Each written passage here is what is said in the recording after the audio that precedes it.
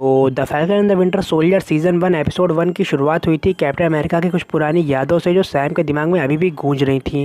Captain America के वो आखिरी वर्ड, और इससे ये भी साबित होता है कि द एवेंजर इंड गेम के बाद का दिखाया गया है the falcon and the winter soldier में। वैसे यार सच बताओ तो मुझे पता ही नहीं था कि the falcon and the winter soldier एक सीज़न है। मतलब मुझे लग रहा था कि ये एक मूवी है, लेकिन जब ये रिलीज़ हुआ तब मैंने कहा अरे ये तो सीज़न निकला। और तो और मैं बहुत ही ज़्यादा कॉन्ग्रेचुलेशंस करना चाहूँगा उन लोग को जिन लोगों ने इसको हिंदी में रिलीज़ कर दिया।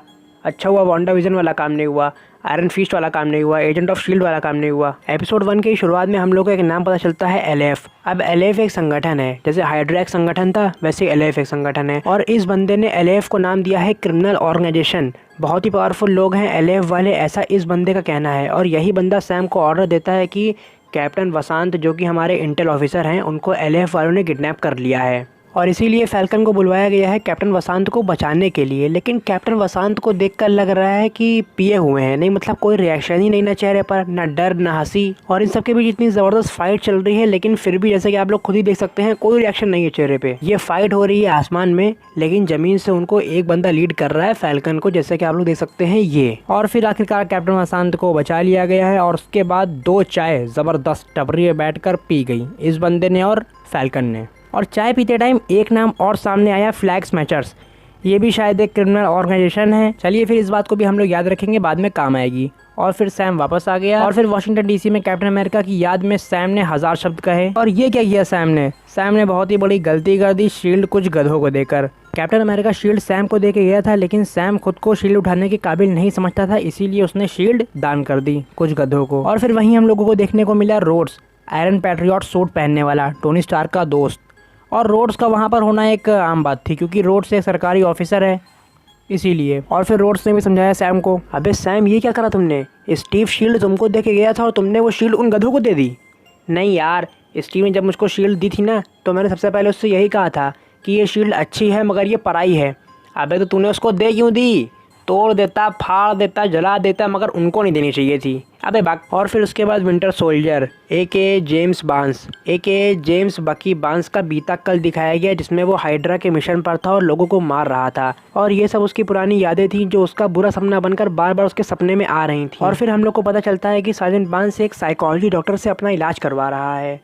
मतलब वो नहीं करवा रहा है, सरकार करवा रही है ज़बरदस्ती, क्योंकि सरकार की नज़रों में अभी भी साजन बांस एक खतरा है। और फिर साजन बांस बोलते बोलते मैं थक चुका हूँ, अब हम लोग उसको बोलेंगे बकी। हाँ, तो बकी अपनी गलतियों को सुधार रहा था, और फिर हम लोगों को ज़िंदगी में पहली बार सैम का परिवार देखने को मिला। और फिर सैम जैसे ही अपने गांव पहुंचा अपने परिवार से मिलने के लिए, तो पहले तो उससे अच्छे से हाय हेलो करा गया, और फिर उसकी बहन उससे पहलने लगी कि नाव क्यों नहीं बेच रहा है। बस ये बात सुन के मैं समझ गया लफड़ा चल रहा है कोई ना कोई इनके बीच।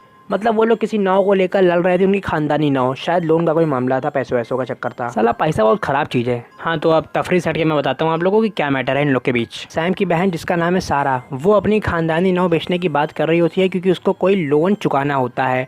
मतलब वो नया बिजनेस शुरू करना चाहती है, इसलिए उसे लोन लेना भी रहता है इसीलिए। लेकिन सैम कहता है नहीं, हम लोग इस नाव को नहीं बेचेंगे, ये हम लोग की खानदानी नाव है, हम लोग अपने खानदानी बिजनेस को और आगे बढ़ाएंगे, इसीलिए वो मना कर देता है, और इसीलिए उन लोग के बीच लड़ाई हो रही होती है।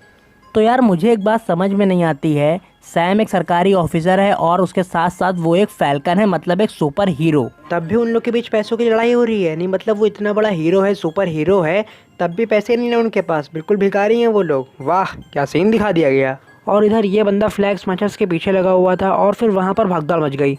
और फिर उसके बाद सामने आया ये चेहरा, और इसने एक लात में पुलिस वाले को उड़ा दिया।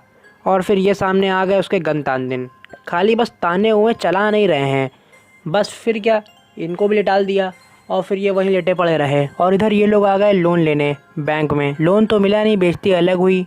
और तो और इस गधे को ये बात पता चल चुकी थी कि ये बंदा फैल्कन है, तब भी इस गधे ने लोन नहीं दिया। और फैल्कन भी भिखारी है, मतलब सरकारी ऑफिसर होने के बावजूद भी लोन लेना पड़ रहा है, पैसे ही नहीं ना। और फिर बाहर आकर सारा इसको फिर से पहनने लगी कि तुमसे घंटा कुछ नहीं हो पाएगा, देखो लोन भी नहीं मिला। और फिर फैल्कन ने कहा मैं जी जान लगा दूंगा, हर बैंक में जाऊंगा, हर बैंक से लोन मांगूंगा, लेकिन अपने बाप की नाव नहीं बेचूंगा। और फिर सैम वापस आकर अपनी नाव को स्टार्ट करने की कोशिश कर रहा था, लेकिन स्टार्ट तो हो नहीं पाई। और फिर मैसेज आ गया इसका, और फिर इसने बताया कि उन लोगों ने मुझे कुत्ते की तरीके धोया। और फिर एक दिल दहलाने वाली न्यूज़ आ गई, कैप्टन अमेरिका किसी गधे को बना दिया गया है। बस ये देख के पागल हो गया सैम बिल्कुल। सैम ने जिन लोग को शील्ड दी थी, उन लोगों ने वो शील्ड किसी और को देकर उसे कैप्टन अमेरिका बना दिया। और फिर क्या बवाला मच गया पूरे शहर में। ये शकल देखो गधे की, किसी गधे के हाथ में चली गई शील्ड, मुझसे देखा नहीं जा रहा, नहीं मतलब लग कैसा रहा है ये शील्ड, इसकी शक्ल से बिल्कुल मैच ही नहीं हो रही है। अरे कैप्टन अमेरिका की बात ही अलग थी, वो लगता था जब वो शील्ड हाथ में लेता था तो मतलब बंदा लगता था कि हाँ कैप्टन अमेरिका ने शील्ड उठाई है हाथ में, और ये देखो गधे के हाथ में शील्ड थमा दी। और बस इसी पागलपन के साथ फर्स्ट एपिसोड ख़त्म हो गया और ये वीडियो भी ख़त्म हो चुकी है। बाय।